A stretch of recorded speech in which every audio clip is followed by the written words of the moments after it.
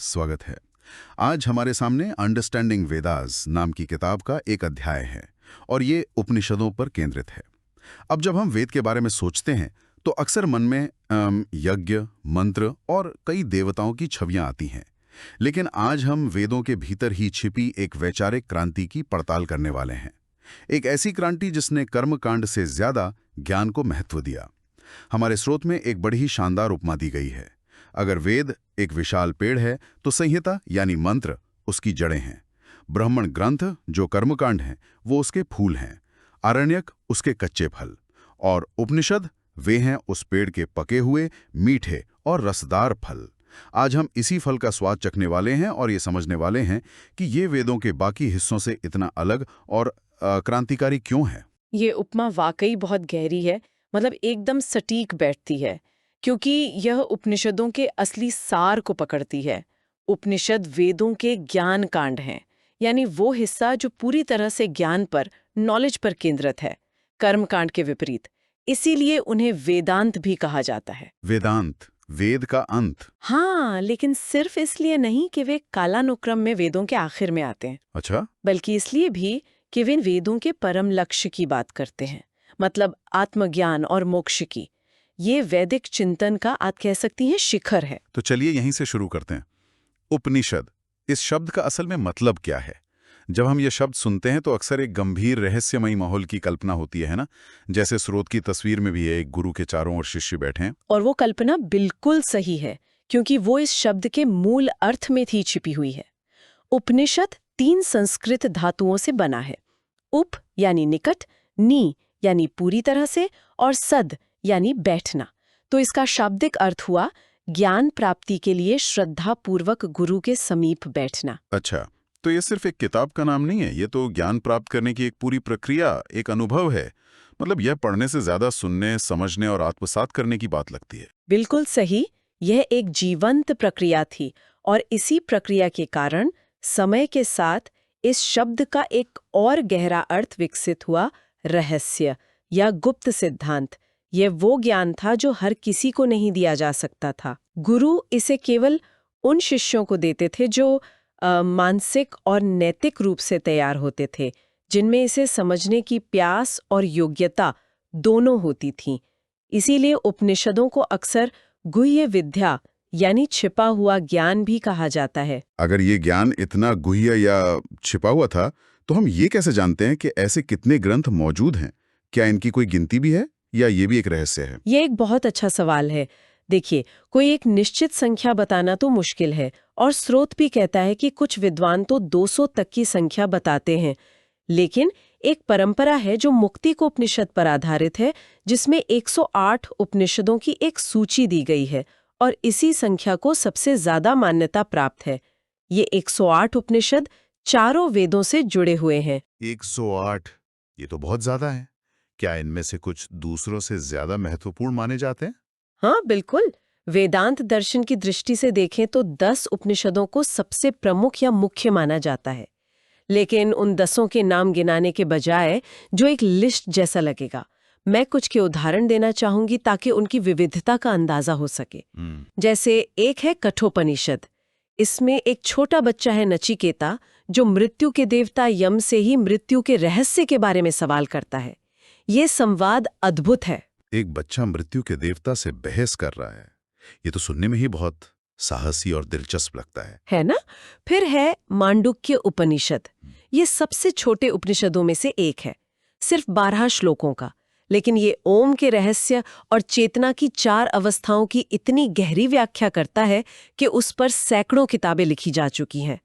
और फिर बृहदारण्यक उपनिषद है, जो सबसे पुराने और विशाल उपनिषदों में से एक है, और जो आत्मा के स्वभाव की बहुत गहराई से पड़ताल करता है।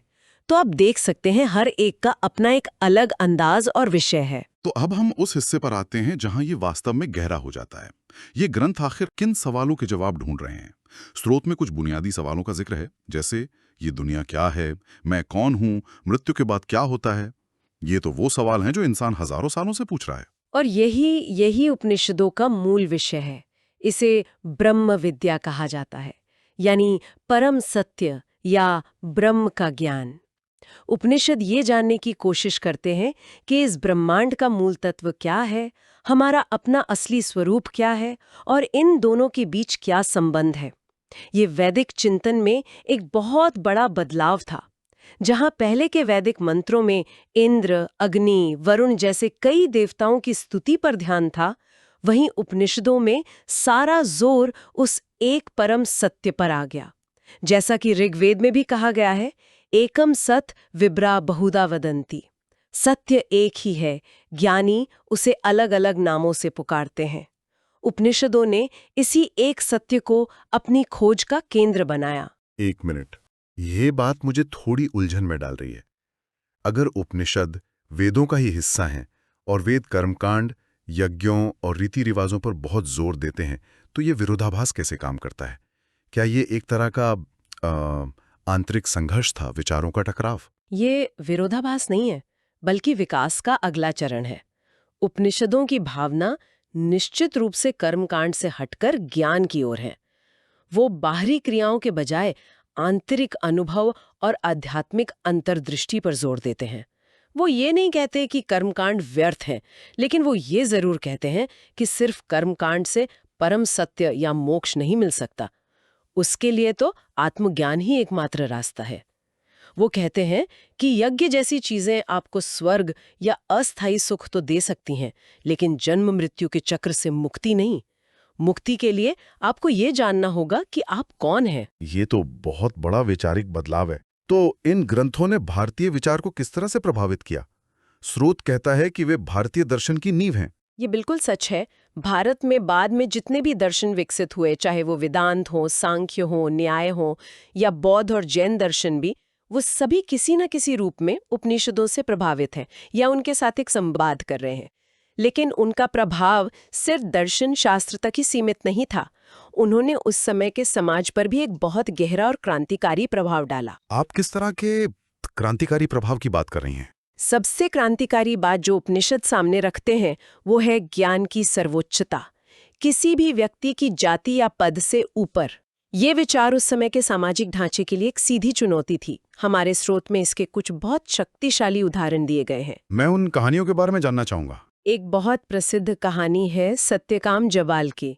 वो ज्ञान प्राप्त करने के लिए गुरु हारिद्रुमत गौतम के पास जाता है।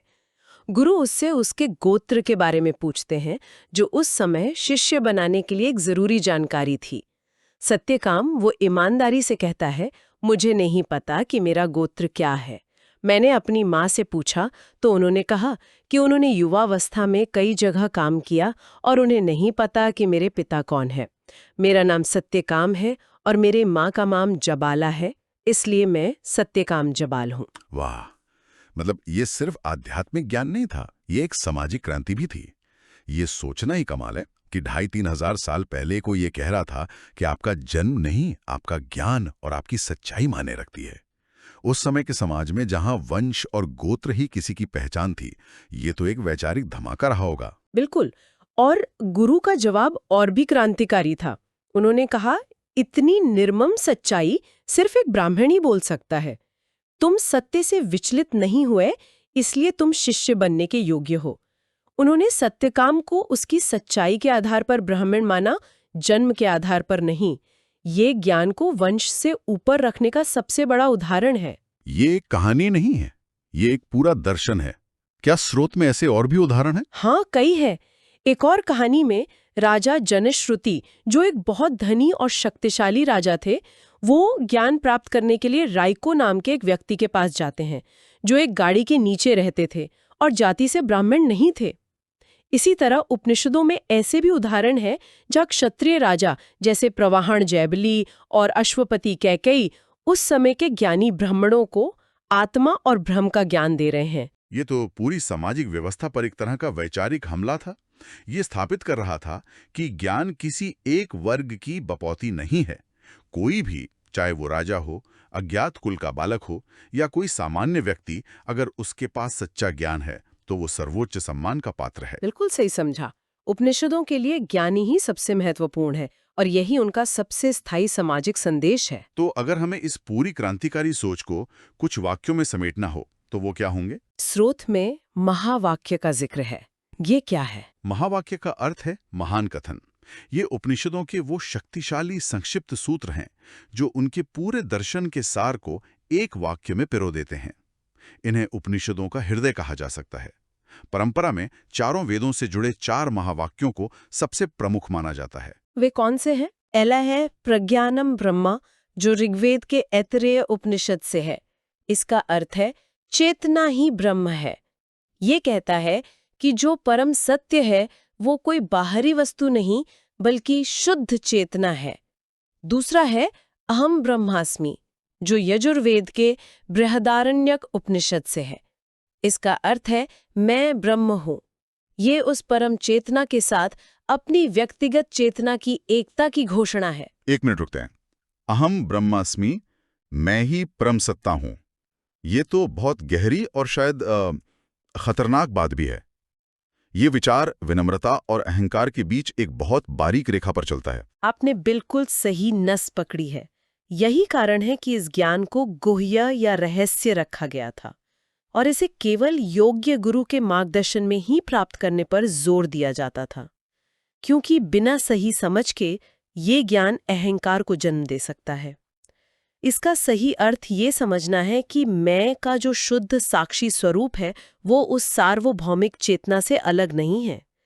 तीसरा महावाक्य है तत्वमसि, सामवेद के छांदोग्य उपनिषद से, जिसका अर्थ है तुम वही हो।